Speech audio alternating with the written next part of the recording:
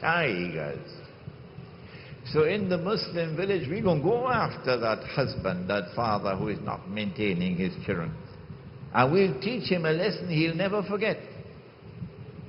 And in the Muslim village, a woman does not have to go pounding the pavements, looking for a job to pay her rent and pay her electricity bill. Not in the Muslim village, because الرجال قوامون على النساء. Men have an obligation not only to guard and protect women, but also to maintain them.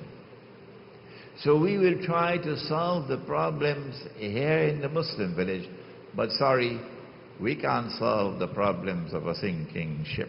Next question, please.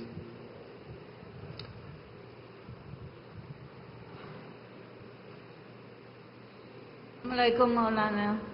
Islam permits women and has encouraged women to get their education.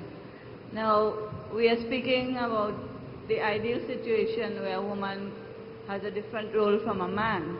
But how many daycare centers have men who have the patience and the capability to bring up children whose mothers are not able to?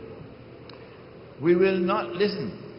Don't ask me to solve your problems in your society. Why? Because I recognize that mainstream society to be a sinking ship, and no one can prevent it from sinking. So I'm not going to waste my time attempting to solve those problems. You still have those Maulanas who are patta cake, baker's man. In the Muslim village, we will try to restore the natural way of life. And in the natural way of life as ordained by Allah, if a woman has to go out to the field with her husband to work, the woman of the village, not a daycare center, not a commercial activity, no. The woman of the village will take your baby. And your baby will be in the warm arms of a surrogate mother for a while, in homes. Because all the children of the village are our children. And we live together as a family. You know, Hillary Clinton wrote that book. Remember? It Takes a Village to Raise a Child. Very pretty name. I didn't read the book, but very nice name. So this is the way we'll solve the problem of women who have to go out and have babies. The village will take care of your baby. We have time for another question. Karima. Okay. Assalamu alaikum wa rahmatullah. In expounding on what Davi mentioned, which I hear it quite often, that Muslim women, we tend to gravitate to that Khadija radiallahu anha, that she was a businesswoman or entrepreneur. But I just wanted to know, when she met the Prophet sallallahu alaihi wasallam, what did she do with her business? Who did she have to maintain her business as a woman? Khadija radiallahu ta'ala anha was a businesswoman. And after the Prophet ﷺ married her, there is no evidence at all to suggest that she stopped being a businesswoman. No. Islam gives to women the right to have their own business and to run their own business. And if you make money in your business and he wants a loan from you, he better ask for it politely, because he has no right to your wealth. No. Your wealth is yours and his wealth is his, except that sometimes when you get married, she says What is mine is mine. What is yours is mine. In fun, of course. What is his is his, and what is hers is hers.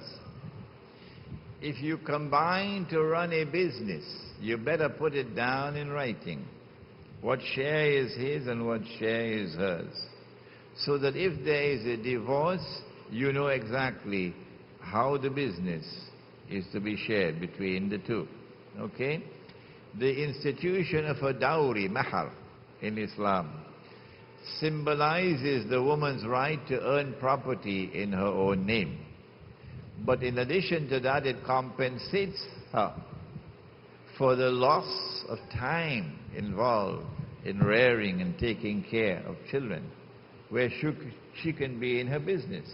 She may have to give it up because she has to take care of children. So she has the right to ask for what she wants to ask as a dowry. You're not buying her for that price. Rather, you are compensating her for what could be for her an economic loss. Any other questions? Yes? Assalamu alaikum, Sheikh. I have a question about the role of men protecting womanhood, and also maybe in the case of sisters who maybe are not following the deen as closely as they should, or maybe not dressing, 100% appropriately or whatever. What is the role of the male in the household? The community. The unity of the male and the female. In the community. What is the role of the male in the community? Insofar as this subject is concerned, namely the male-female relationship, the answer is to be found in Surah An-Nisa, ayah number 34. الرجال قوامون على النساء إلى آخر الآية. That men in the relationship with women in the community have a duty, have an obligation to guard and to protect women, and have a duty and an obligation to maintain women.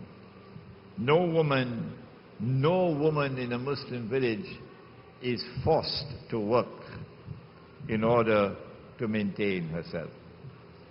Because if she does not have the means to maintain herself, then the community has an obligation to maintain her, meaning the men of the community.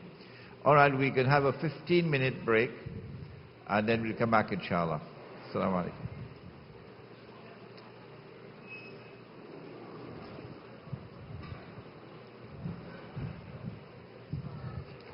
How are you?